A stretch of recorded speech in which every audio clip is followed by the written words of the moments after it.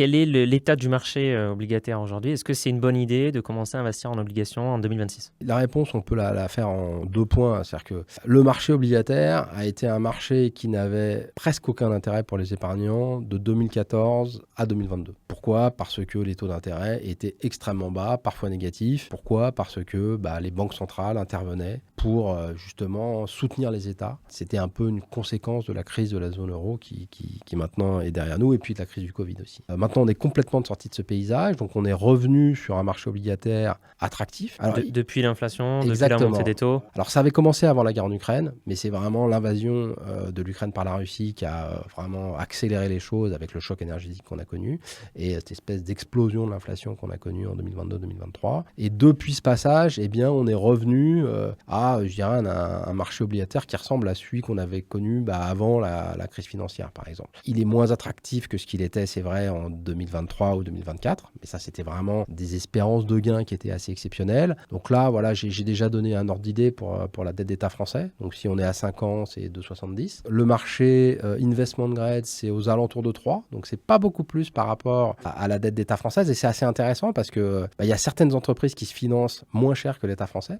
Alors ça dit des choses sur l'État français, c'est vrai. Mais ça dit aussi des choses un peu sur les flux. C'est-à-dire que comme les investisseurs institutionnels savent que de la dette française, ils vont en avoir à ne plus savoir qu'en faire pour les X années qui viennent, et ils ont un petit intérêt à la diversification, même si théoriquement, c'est pas extrêmement rationnel de financer des entreprises moins chères qu'un État qui reste quand même, dont le potentiel fiscal est important, dont l'épargne est très importante, et donc je dirais, la probabilité de banqueroute à un horizon de 5 ans est objectivement assez faible malgré tout. Je parle d'investissement tous les jours et t'es toujours pas abonné. Alors si tu veux te lancer, bien gérer tes finances personnelles et appliquer des stratégies simples et efficaces, abonne-toi.